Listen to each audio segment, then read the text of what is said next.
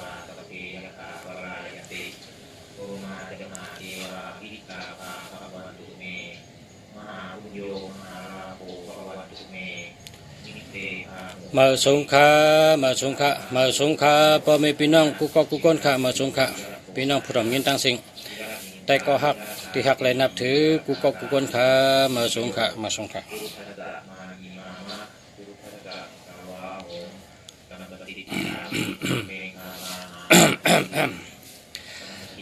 เมื่อว่าลุงเสียเมืองดีนะลุงเสียคุ้มเมืองดีเลยด้วยเป็ดต่างกาลาด้วยปันพี่น้องไต้พี่น้องไต้เป็นอยู่เมืองนอกที่เมืองสหรัฐอเมริกาบุญน่ะเป็นโทรศัพท์มาให้ด้วยเป็ดต่างปันเหตุการณ์เหตุงานไผ่การงานไผ่การเงินไผ่ตั้งหักไผ่กูลองให้ด้วยปันว่าจะไหนแหละลุงเสียคุ้มเมืองดีก็เลยตอกปันด้วยปันนะไกกะลุงเสียตอกปัดด้วยปันเฮียก็ลุงเสียก็เต็มลงกะปุนตาโกนเกิดวันอังคารเนี่ยนะพอเฮ็ดสังต่อก็สังมันเฮ็ดมาห้ามขึ้นเฮ็ดสังก้อมหลักลายเฮ็ดสังก้อมถึงที่ถึงตั้งเฮ็ดสังก็มันได้ลีหนังใจเพราะว่าไหน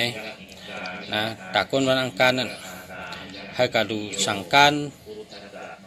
สปีดหมักนับปริขลา8ป้านั่นนะก้อยกาเมื่อเดี๋ยวนี้กลับปันเมื่อเดี๋ยวนี้กลับปันมาเนี่ยเป็นก็เจอ3 มิลกันเป็นก็เจอสั่งการสปีดหมักนับนะ3 มิลเอาก็ดู8 จ้องก็ดู8 จ้องดูสั่งการ8 จ้อง1 จ้องนั่นมี3 มิลนะมีสั่งการ1 จุ่มสปีด1 ลูกหมักนับ1 เคอนะแค่เจนั้นกะในเต็มลงกับอันเดียวกันตาคนวันอังคารกันก็กับพี่น้องคนหลายก็ขึ้นสืบพงมาว่าข้าเกิดวันที่เด้อลุงชาหรือได้หรือหังข้าเกิดวันจันทร์เด้อลุงชาหรือได้หรือหังข้าเกิดวันไหนลุงชาลาดปันป้าวันข้าพองหน้าข้าหรือได้หรือหัง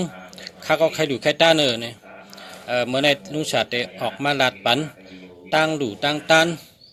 อัฐะเมียกถอกป้ามปัจจุบันปานคนยำเหลวเพราะเผยได้หลู่เนี่ยแกได้ปัญหาเมื่อเหลวยำเหลวต่อเหลวเนี่ยนะอันนี้ได้ กันต่อครับกู้สูงได้จัดในกำเหลวกู้สูงได้เมื่อเหลวในกำเหลวเพราะได้หลู่ก็ได้กำเหลวตัวอย่างมันน่ะเพราะว่าคนตกขอกเนี่ยก็เพราะหลู่มันก็อามูก็เย่าแหวได้ออกขอกนะเพราะว่าคนมีเรื่องมีเล่าเลยขึ้นศาลขึ้นดุ้มไว้ขึ้นตาลาไว้เนี่ยก็เพราะอะไรหลุดด้านก็อามูนั่นก็หายกำเดียว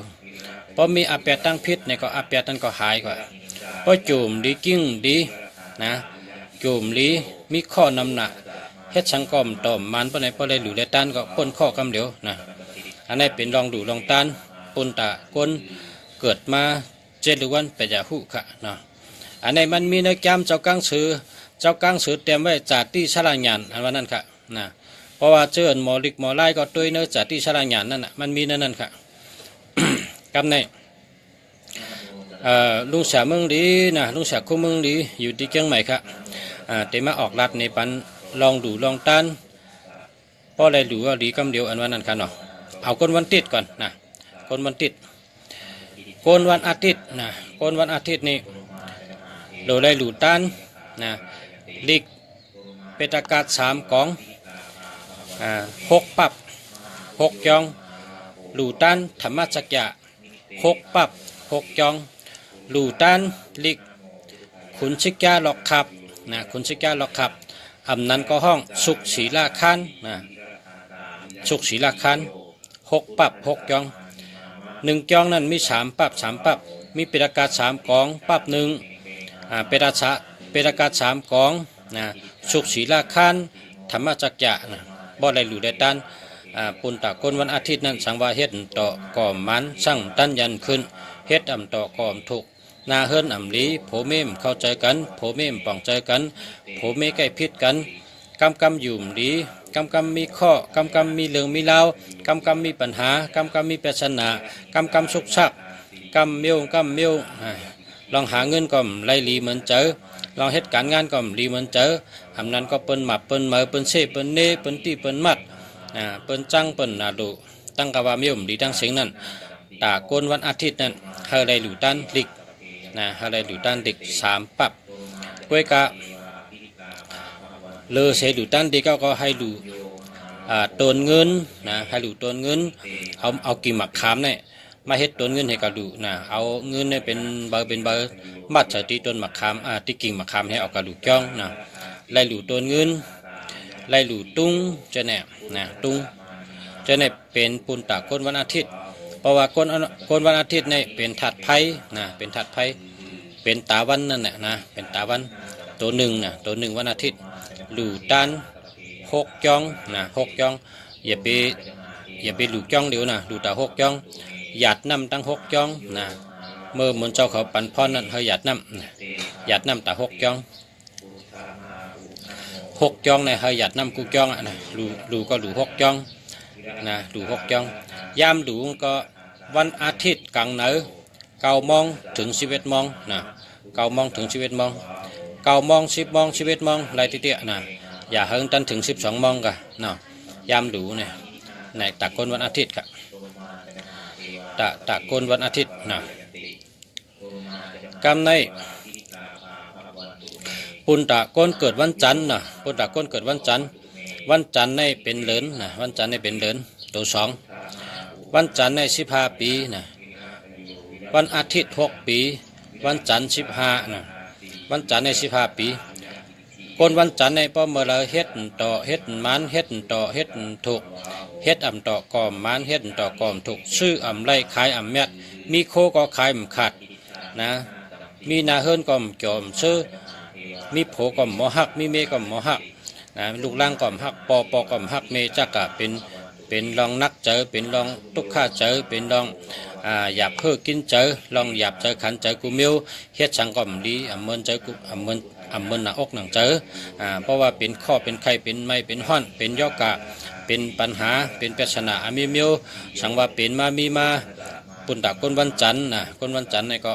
เฮาได้หลู่ตันสั่งการสปีดหมักนับหลู่15 จ้องหลู่15 จ้อง1 จ้องใน1จ้องในสั่งการ1 จุ่มสปีด1 ลูกหมักนับ1 คือหลู่ตันสั่งการหลู่ตันสั่งการในหลู่15 จุ่ม15 จ้องให้หลู่ในวันจันทร์วันจันทร์ยาม9 โมงถึง11 โมงหลู่ตัน15 จ้องเมื่อกะหลู่กะตันก็เฮยหยัดน้ำตั้ง15 จ้องหลู่ตันก็หยัดน้ำเฮเมื่อเฮากะหลู่กะตันก็เฮาก็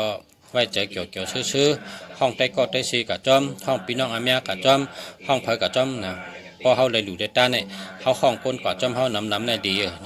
พอจัดมาเฮาเกิดกับเป็นก้นก็เลยมีตะเปตะปันน้ำมีลูกเลี้ยงน้ำมีบริวารน้ำมีคนทับเจอน้ำเพราะกะหลู่กะตันเนี่ยหลู่เลยป้ากะคนหูจักว่าไต้ก็ว่าจะในห้องกันกะโจกันกะ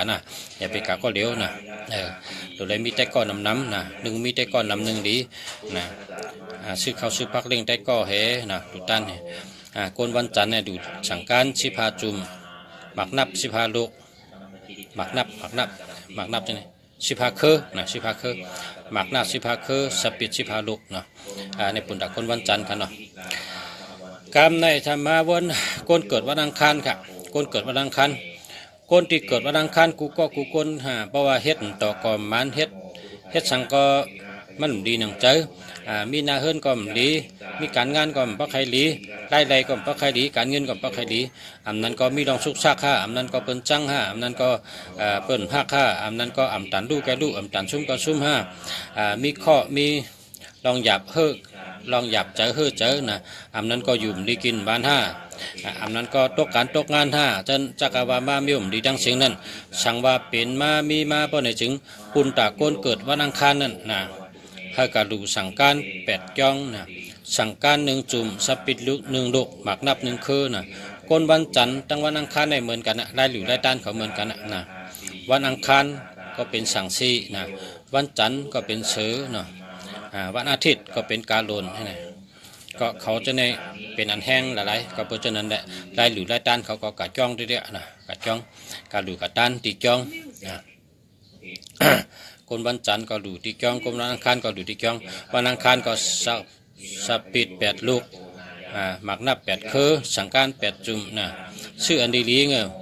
ก็มันเจ้ามันจ้างเขาก็ได้นุ่งอันดีลีนะชื่ออันดีลีสังการก็ชื่ออันดีลีสับปิดก็ชื่ออันดีลีหมักนับก็ชื่ออันดีๆนะให้ดีทั้ง3 เมลนะเอากระดูกกระตันตีจ้องนะ คนตักคนวันอังคารก็ดู8 จ้องนะข้าวยำดูก็เหมือนกันนะ9 โมงถึง11 โมงนะในวันอังคารให้กระดูกกระตันปลาได้ก็กะไปปลาได้ก็ได้เชกะปลาเผยกะอะไรพี่น้องอาเมียคนหูจักอันนั้นก็หักเขาฉะนั้นนะปลากะจอมห้องกันกะจอมพออะไรหลุดได้ต้านเราก็ขึ้นชื่อเขาดีพักวันเด้งได้ก็ได้เชเนี่ยพอเขาเกิดเป็นคนจัดติมาเขามีได้ก็ดีเขามีแต่เป็ดแต่ปานดีเขามีคนทับเจอดีนะช่วยอาจารย์เนี่ยมาท่องว่าช่วยอาจารย์ดีนะพอตั้งไทยในบอกท่องว่าบริวารอันว่านั้นคนอยู่จอมเฮาคนอยู่จำเจอเฮาคนอยู่จำตัวเฮาในน้ำนะคนหักเฮาน้ำคนจอยเฮาน้ำนะเป็นห้องบริวารนะพอตั้งมาในว่าช่วยอาจารย์นะช่วยอาจารย์ ตะเปียตะปานนั่นแหละลูกเลี้ยงลูกล้อนั่นแหละนะมีน้ำนะเพราะอะไรอยู่ได้ตาในห้องคนมานำนะกะหลูกะต้านจอมกันนะมีเงินก็ซื้อตั้งกินเลี้ยงเปิ้นนะมีน้ำก็ซื้อน้ำมีเก๋ก็ซื้อเก๋นะลองดูลองต้านในดูอันแคมดูอันดีๆนะสังการก็ชื่ออันดีๆสับปิดก็ชื่ออันดีๆนะหมักนับก็ชื่ออันดีๆนะชื่ออันดีๆดูมนเจ้ามันจ้างเขาก็ใครนุ่งใครห่มอันดีๆนะเพราะมันดีเขาก็นุ่งเขาก็แปดไว้จอมจ้องให้นะเราได้นุ่งอันดีๆสังการก็จ้าดีสับปิดก็จ้าดีหมักนับก็จ้าดีแค่ไหนนะเมียวดีนั่นนะไปหลุดได้ตันวันติดก็ย่อวันอังคารวันติดวันจันทร์วันอังคารเนาะกำในวันพุธเนาะวันพุธคนวันพุธเนี่ยนะเป็นจ้างนะคนวันพุธเนี่ยเป็นจ้าง17 ปีนะ17 ปีคนวันพุธเนี่ยชื่อพารานะชื่อพาราตองเนี่ยนะชื่อพาราตองเนี่ย17 ฉุนะโอ้โห17ชื่อพาราตองเนี่ย17 ฉุเรียกฉุเยอะนะกำใจเพราะเงินนำก็ชื่อฉุเยอะเพราะเงินเก๋ก็ชื่อฉุเรียกเพราะเชื่อในมัดแต้มชื่อเสือแต้มชื่อเสือที่ฝรั่งแพ้เป็นเจ้านั่นแต้มตั้งนางนั่นนะตั้งนาแต่ไรแต้มตั้งนางตีเดียวกันตั้งครั้งก็อย่าไปแต้มตั้งหลังก็อย่าไปแต้มนะ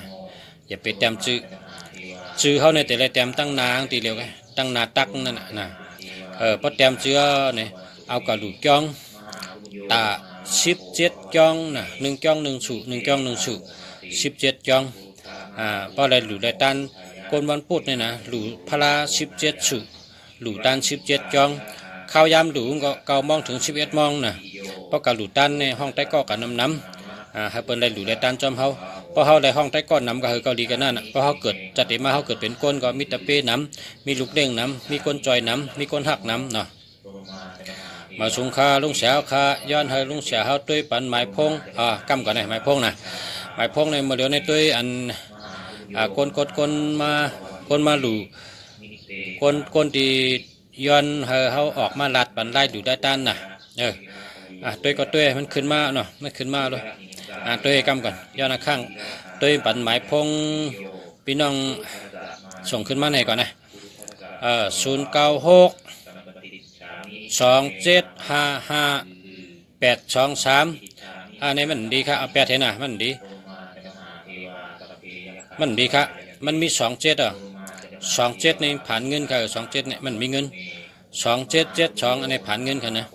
กำใน7 ทามาอยู่ตำแหน่งในมันแมนตีครับ7 ทามาอยู่กันในแมนตี7 ทาในอาจูบอกว่าลัดกำแรดนะลัดกำแรดแต่มันแมนตีอยู่ครับเพราะมันแมนตีอยู่ก็มันมีแห้งค่ะเนาะมันเหมือนจังอาจารย์เขาว่านั่นน่ะอาจารย์เขาสอนว่า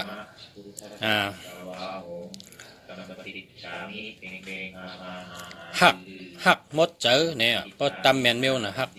หักมดเจอในปังว่าดีเตี้ยหักมดเจอเนี่ยพอตำแมนตีก็ตัวกันนั้นในเปลี่ยนกับเจอมดหักคนไตเขาก็มีอยู่ด้วยเพราะว่า หักกันตั้งอกตั้งใจหักตั้งตัวตั้งใจนะหักเตี้ยๆว่านั่นแหละป้องว่าจานตัวจานเจงจานกูเมียวเนี่ยแต่มันจานหมดนั่นน่ะเนาะก็หมายพงเลยก็เลยแมนตีไงเพราะแมนตีจะเนี่ยอย่าไปเจอมันทุกข้าเขาเนี่ยอย่าไปเจอเขานะเอาแปดเถอะนะอันในหมายพงอันพี่น้องอันถามมาเนี่ยนำเจอไตหักคืออันในหมายพงเจ้าในมันดีนะเอาแปดเถอะนะก็หาชื่อเหมือนนะเอาค่ะกำเนิดขึ้นมาลัดต่อลองดูลองต้านค่ะเมื่อไกในวันปฐหูเนาะวันปฐหูวันพุธ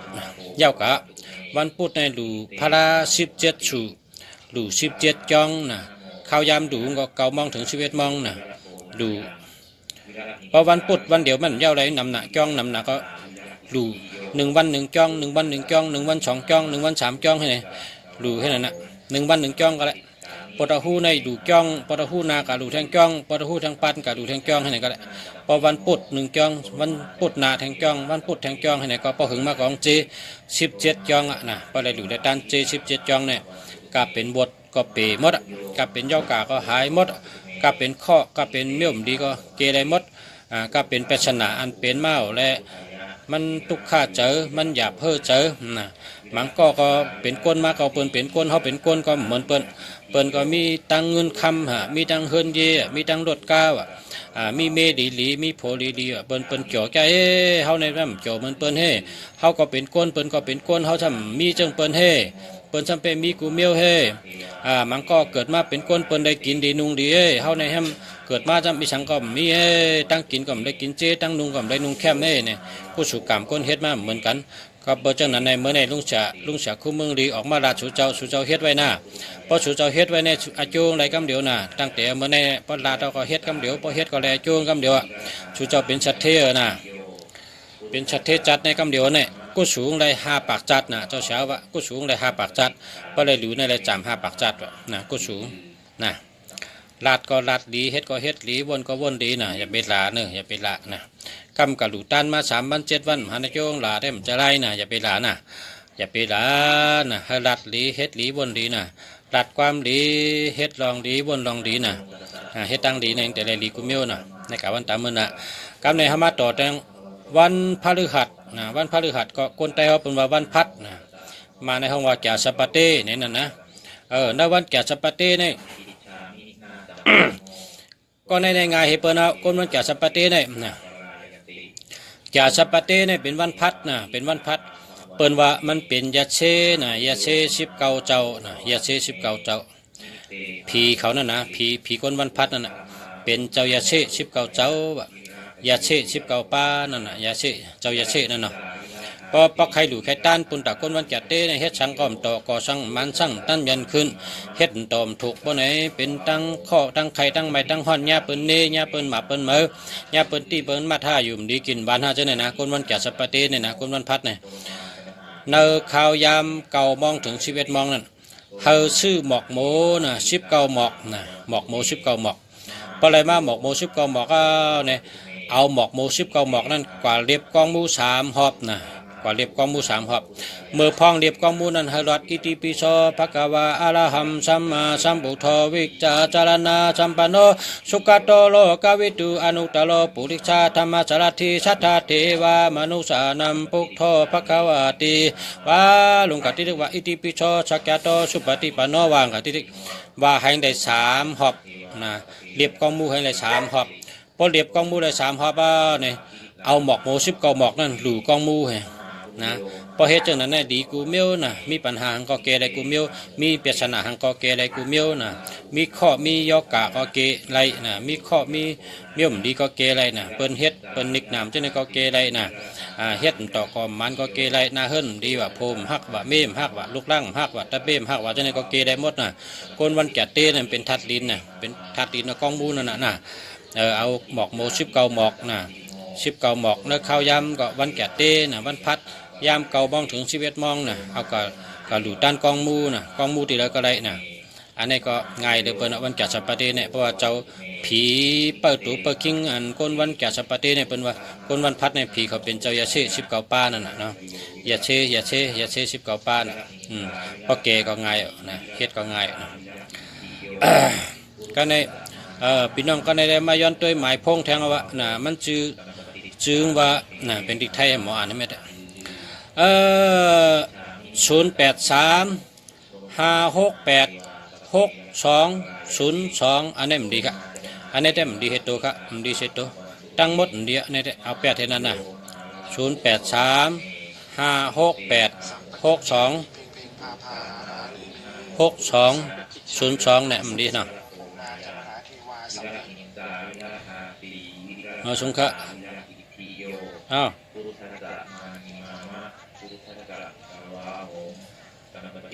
กับใจพอให้ส่งก็ต้องส่งที่อยู่มาป้อมนั่นก็ไตที่ขึ้นประชานี่ก็แหละ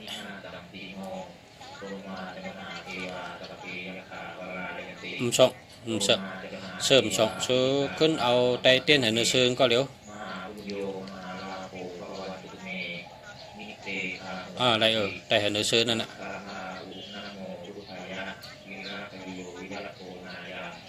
บ้านนั้นก็ส่งที่อยู่มาเลยนะ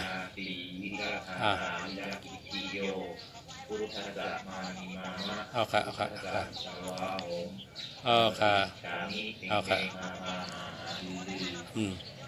มันต้องส่งกับว่าเดี๋ยวเอาเต้นกับไตกุ้ยได้เสริมส่งกับ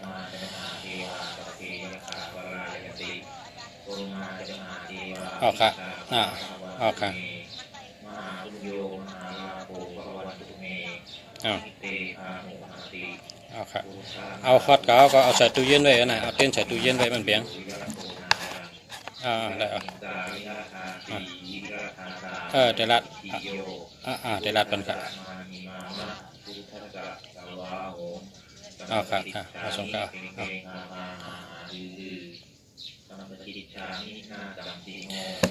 พี่น้องไตอยู่ทางปุรีรัมย์พุ่นเดี๋ยวเต้นกับไตกุ้ยนะพี่น้องอ่านมาทางกองแล้วพี่น้องมาถามว่าหมายพงจองดีเนาะ0946866407อันนี้มันดีกะดีนะเอาแปดนะมันดีกะเพราะว่าลุงเสียเจ้าแปดเนี่ยเพราะว่ามันเป็นตีอายุใหญ่เงินก็หนึ่งก็มาไกลก็202แล้วก็เป็นตีอายุใหญ่เป็นพักดูก็ในก็407ในก็เป็นพักดูนะหมายพงเนี่ยนะหมายจากรัฐเนี่ย4ตัวเนี่ย4ตัวตั้งหลังชุดเนี่ยมีแห้งหรือเปิ้นก็เพราะฉะนั้นในป้องเป็นอายุใหญ่มันเป็นตีอายุใหญ่ได้ต้องเสียเจอแปดกำเดียวอย่าไปใจนะเอาแปดเถอะนะอันก็ในก็มันดีก็เอาแปดเถอะ904686647อันนี้มันดีอันนี้ก็หาชื่อใหม่กันเนาะหาชื่อใหม่กันอันไปดีครับหามาให้แลกมาให้กันนะมาชงค้าขอบคุณนำติดเตรียมดิกได้มาจุลุงฉาในลุงฉาในหมออ่านดิกได้แกนะเอาข้าวมาชงค้าจมค่ะกันในห้ามาลาดต่อก้นวันแก่สัปเตนะก้นวันพัดลาดกายะนะหมอกหมู19หมอกเดียบกองมู3หอบมือเขาเดียบนันดัดอิติปิโชสกัตโตสุปฏิปันโน3หอบ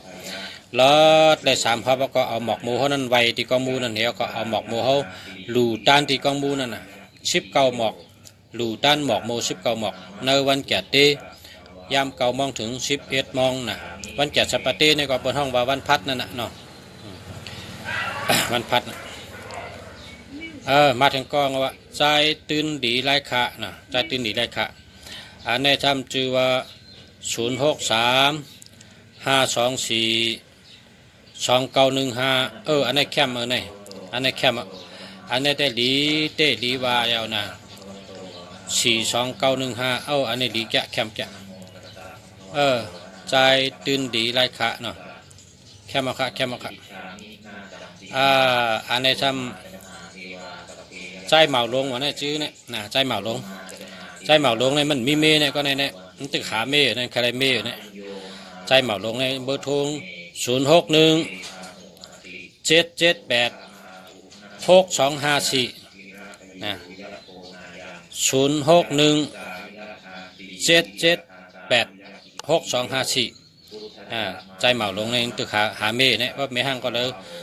ว่าเมย์ห้างเลยเมย์ไม้เลยเช้าเลยพอแลบเข้ากันได้ก็โทรหางได้เนี่ยเบอร์โทรขึ้นมาตัวเดียวเนี่ยเบอร์โทรหมายพงเจ้าเนี่ยชื่อ061-778-6254 6254แคมเนาะแคมเนาะแคมเตไรเปลี่ยนจังหือขาเตไรเปลี่ยนจังหือขาลุงเสียลงไว้ด้วยเนื้อเพชรลุงเสียน่ะด้วยเนื้อเพชรลุงเสียเต็มไว้ค่ะเพราะสูกับชื่อในศูนย์มีตัวเดียวกันนะเพราะกับชื่อในศูนย์มีตัวเดียวกันนะเพราะกับชื่อในศูนย์มีตัวเดียวกันกำในเมื่อไกลเขาลัดวันพัดนะวันพัดวันแก่สัปเตย์จะเขาขาดจำติมาโดยแทงวันศุกร์นะกำในวันศุกร์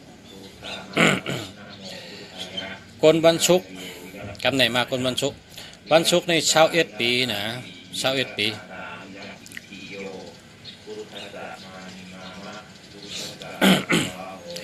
วันศุกร์ในชาวปีกลวันศุกร์ในหลู่ไรตัน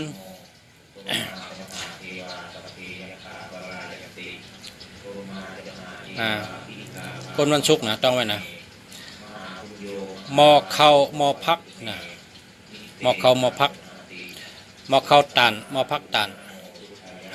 มอเข้าก็แล้วมอพักก็แล้วตั้งมอเข้าตั้งมอพัก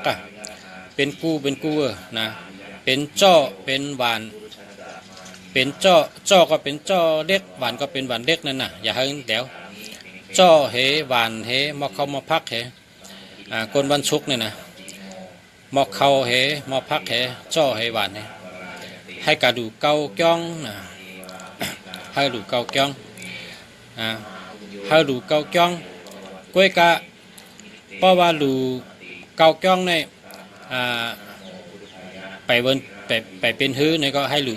21จ้องนะคนวันศุกร์เนี่ยนะให้ดู21จ้อง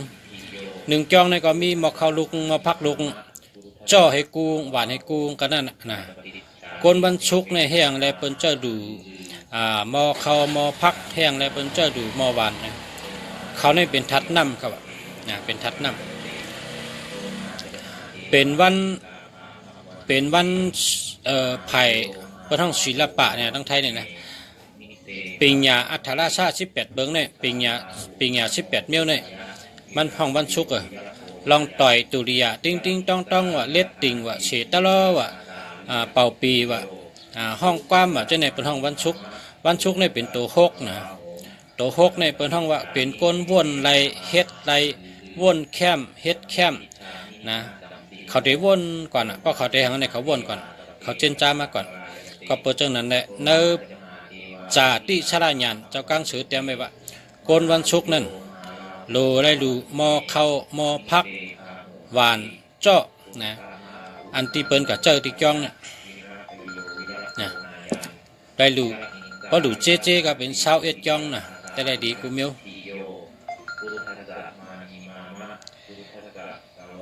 ค่ะ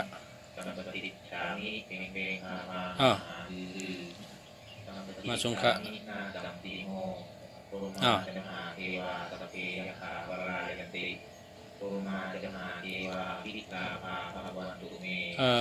อันใดนั่น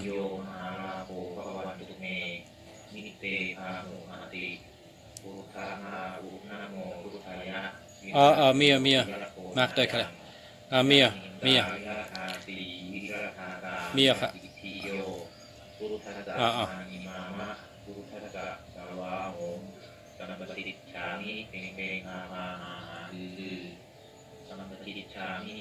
อันนั้น1,5001สู1สู1,500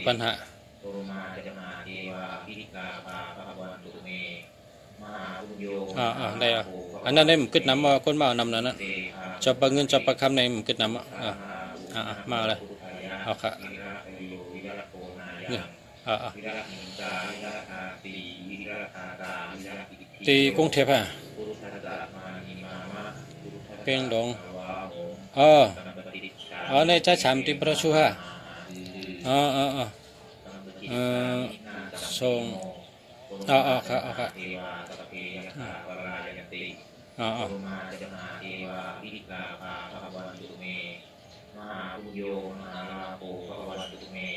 ปันประชาชนค่ะชมครับวันนี้ก็ที่ส่งปันนะค่ะ วิรัติหิงสาวิรัตาสีวิรัตาสาวิรัติอิทธิโยปุรุทัสสะมานิมามะปุรุทัสสะสวาโหสัมปติฉามิเพ่งเพ่งอาอาอาดือ Music. Music. Music. ออกครับพ่อแม่พี่น้องเขาครับโกนวันติดโกนวันจันทร์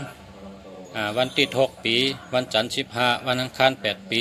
วันพุธ17นะวันพัด19วันศุกร์21นะยาวนะก็ไม่เนาะเกิดถึงวันเสาร์นะเกิดถึงวันเสาร์ให้วันราหูวันเสาร์นะวันเสาร์ใน10 ปีนะวันเสาร์10 ปีวันเสาร์ในเป็นนักกานะนักกาพอคนวันเสาร์ในเฮ็ดต่อกอมมันเฮ็ดสังกอมถึงตีถึงแดนเฮ็ดมาหามขึ้นปะไหนคนวันเสาร์ในนะหลูได้หลูลิกเป็นอากาศชามของ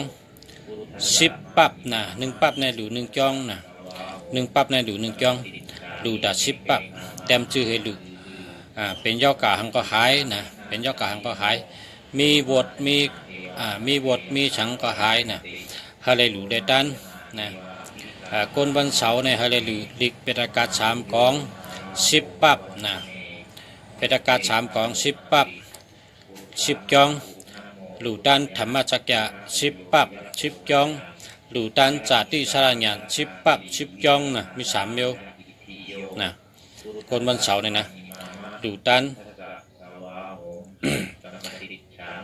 เป็นอากาศ3 กองนะเป็นปับดิกเป็นอากาศ3 กองใน10 ปับ10 จ้องแล้วก็หลูตันจาติสารญาณจาติสุขศิลาคานนะสุขศิลาคานนี่ก็10 ปับนะ1 ปับ 1 จ้อง1 จ้อง 1 ปับแล้วก็ธรรมจักรยะ10 ปับ10 จ้องนะปกติกตันก็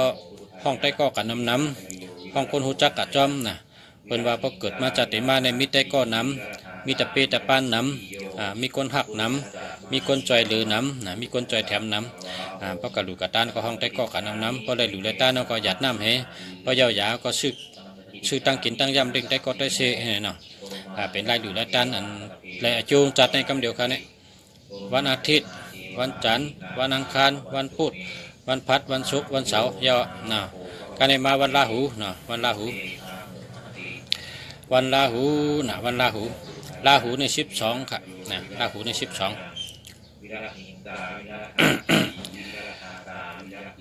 เจ้าราหูในเหมือนตั้งคนวันพุธนะเหมือนตั้งคนวันพุธเจ้าราหูเนี่ยแต่ได้หลูพระราเนี่ยเป็นพระราตอง12 สู่ในก็12 จ้องนะ12 จ้อง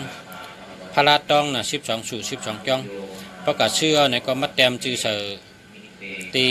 ตีนางพระเป็นเจ้านั่นตั้งนานั่นนะตั้งนาปารางพระเป็นเจ้านั่นแต้มจือเสือพอแต้มจือเสือเนี่ยเอากระดูกจ้องให้ได้หลู12 จ้องนะ1 จ้องในหลู1 วันในหลู1 จ้องก็แหละเขาว่า12 จ้องในมันนำนะหลูวันเดียวกับเย้าแหละดูกว่าต้องไว้ให้เต็ม12 จ้องพอเต็ม12 จ้องก็เลี้ยวค่ะนะตักคนบรรดาหูยาละครั้งมาสงฆะ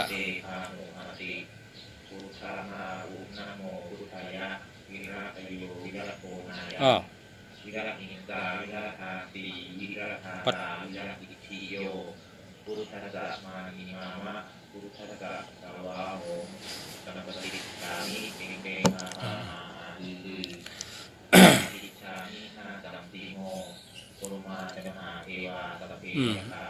ยันติก็มือว่ามีปีน้องย้อนมาให้ออกมาลัดปันวันหังหรือได้หลูหัง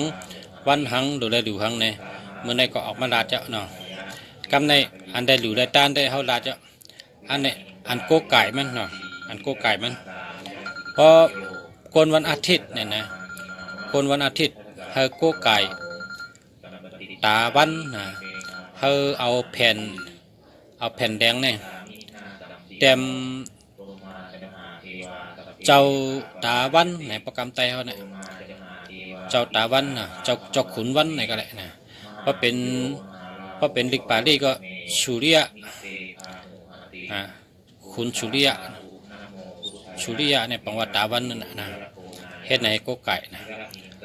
เพราะเป็นคนวันจันทร์ในก็โกไก่เหลินนะโกไก่เหลินแต้มหางเหลินนั้นก็แต้มตัวเรียกว่าเจ้าขุนเหลินแต้มให้โกไก่เอาไว้ที่ขิงแพ้เขานั่นนะเฮ็ดเฉกกอบแคมเฉมันแคมให้แต้มแต้มพอเป็นวันอาทิตย์ก็เจ้าขุนวันเนี่ยเป็นดิกไตเขาเนี่ยนะแต้มตัวดิกไตเนี่ยแผ่นก็แผ่นมาเฉกกอบแคมเฉกกอบแคมตั้มไว้ที่ขิงแพ้นั่นนะเขาโกไก่หนามเขานั่นพอวันจันทร์เนี่ยก็เจ้าขุนเหลินนะโกไก่เฮ็ดเฉกมันแคมจูเป็นเต็มแคมแล้วก็ไว้ที่เข่งแพ้เขานั่นไว้จำวันเดียววันนั้นนะ พอวันอังคารเนี่ยเนาะเปิ้นเอาหมอกนิ้นฉีเนี่ยกับใจเขาว่าหมอกหมวยนายนั่นนะเอาฉีของอันเป็นอันเตงก็ได้อันเป็นเฮ็ดก็ได้นะไว้ที่เข่งแพ้นะเพราะเป็นคนวันอังคารนะเพราะเป็นคนวันพุธ ก็เฮ็ดทางจ้างนะแต้มทางจ้างไว้ที่เข่งแพ้นั่นไว้แต้มหรือพระราเป็นเจ้าอีกหนึ่งนะไว้ที่เข่งแพ้เหมือนกันนะเพราะเป็นคนวันพัดเนี่ยก็เฮ็ดทางเจ้ายาเช่เนี่ย19 ป้านะเจ้ายาเช่19 ป้าเฮ็ดแต้มมาก็แล้วนะแต้มแคมให้ใส่มันปองใส่กาไว้แคมให้ไว้ที่เข่งแพ้นะเพราะเป็นคนวันพัด เพราะเป็นคนวันชุกเนี่ยก็นะวันชุกเป็นทัดน้ำเอาผ้าสีน้ำเงินเนี่ยเอาผ้าสีน้ำเงินแต้มว่าน้ำปังลายนะเพราะนั้นก็น้ำลงน้ำมหาสมุกตละน้ำลงเนี่ยก็ได้นะแผ่นให้เป็นแผ่นสีน้ำเงินนะเอาโกไก่ไว้คุณตักคนวันชุกนะเพราะเป็นคนวันเฉาเนี่ยก็ให้เอาไม่หมักตีนะไม่หมักตีเอาไม่หมักตีเนี่ยเฮ็ดเป็นหางพระเป็นเจ้าก็ได้เฮ็ดเป็นหางหมอกโมก็ได้นะเอามาโกไก่ไว้ที่เข่งพยานะเป็นเช่นนั้นเพราะเป็นคนวันพุธเนี่ยโกไก่ขึ้นพระเป็นเจ้านั่นนะคนวันราหูก็โกไก่ขึ้นพระเป็นเจ้านั่นพระอันเนื้อพรหมชาติเนี่ยเพราะเป็นวันติงทอกเขาได้ต้องเป็นพระวันเฮาคนเดียวพระเจดุวันเนี่ยเพราะวันอาทิตย์เนี่ยก็เป็นปุ่งจำป้าหนึ่งเพราะวันจันทร์เนี่ยก็ปุ่งจำป้าหนึ่งนะมันเหมือนกันวันในวันเพราะวันอังคารเนี่ยเป็นอันเจ้าเขากิ้งไว้นั่นนะเพราะวันพุธในช่ำเหมือนจึงตึกตุ้งซ้อมนั่นนะเพราะวันพัดในช่ำนั่งสมาธิไว้นะเพราะวันศุกร์ในช่ำเจ้าเขาช่ำจุกไว้นะ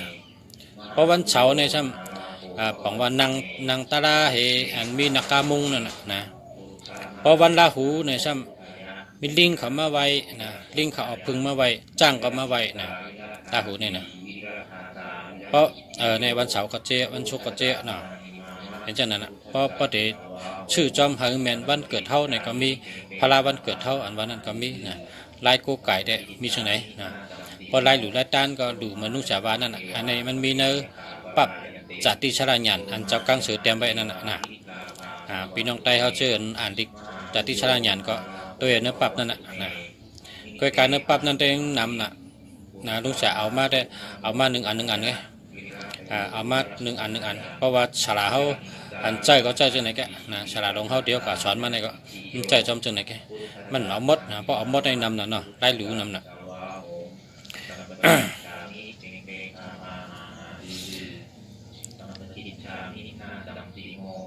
เพราะว่าหมายพงเนี่ยหมายพงใครเจอเฮอร์แมนจำทุกวันเนี่ยก็ถามมาที่ลุงสานะวันเผอวันคันในเจอหางไงถามก็เลยก็กะหมายพงเนี่ยพอมันตัวมันดีนะพอตัวมันดี มันจังหนังชูเจ้าใจตัวมังกรนั่นน่ะ8789นะ878998788969878969ใช่ไหมเจ้าอะไรกูก็ค่ะเพราะฉะนั้นเป็นมังกรเป็นนักกาค่ะเป็นหมายพงนักกาหมายพงสัตเทกำในห้ำ8289นั่นก็เป็นนกข้างสะเนาะนกข้างสะ8289828899 8289682896 จะเนี่ยกันในมันจะอะไรกูก็ค่ะจะเนี่ยนะเป็นห้องว่านกข้างสะนะเพราะว่ากับชื่อหมายพงในชื่อฉุนทำมีตัวเร็วแกนะฉุนทำมีตัวเร็วแกอันตีติ่มดีในก็เนื้อหมายพงในก็ตีตัวเปิ้นอย่าไปเจออย่าไปเอาในก็นะ1221ตั้งหักของดี2772ในมันมีเงิน3773ยากาผ่ารถปินกาปินนะ3773นะ6776อันนี้ก็ม่วยลงนะมีอย่างก็เชิงบ่อ่ะอำตันตายก็ตายอำตันดูก็รู้อำตันญาเพก็ญาเพนะ6776นี่นะ1881อันนี้ก็เปิ้นฮักเขาเปิ้นชื่อโยต่อเฮาเปิ้นญาเป็ดญาแดนนะ1881นี่นะอันที่อย่าไปใจในมีก็ได้1221ตั้งหักของดี1331เจอลำง่ายต่อซาใหญ่เจอแก้มเจอปิดนะแล้วก็3773ในญาเพเนาะ6776ในก็ม่วยลงเนาะ1881อันนี้ก็ญาแดนเนาะ2772อันนี้ก็มันมีเงินนะมีกันได้อ่ะที่อย่าไปใจนะอย่าไปใจเพราะเหลือนั่นก็เอาดีๆใจตัวดีก็ตัวมีเงินเลยนะ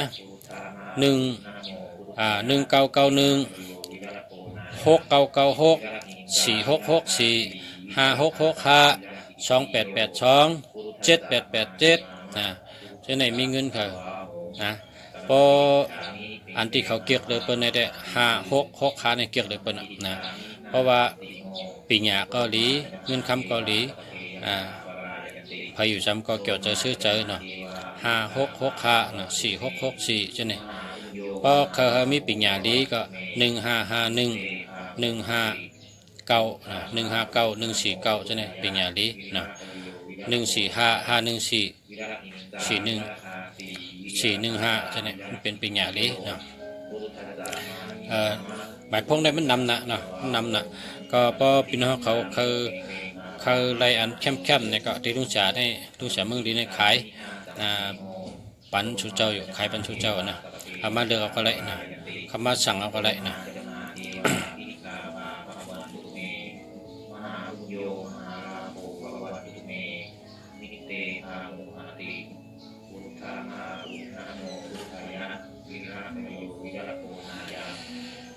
เอาค่ะนะเพราะนั้นก็เอาค่ะตัวปันหมายพงสุเจ้านะสุเจ้าใครตัวหมายพงใครถามนะใครถามจริงก็โทรเต็มขึ้นมานะ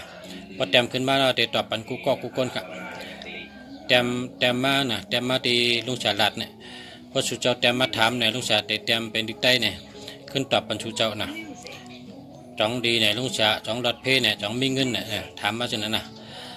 พอตั้งชิปตัวนะให้ดีตั้งชิปตัวนะชุนให้มีตัวเดียวเลยครับนะเอาค่ะมาชงค่ะกูก็ก้นค่ะคนไหนเมื่อไหนกันไหนก่อนนะ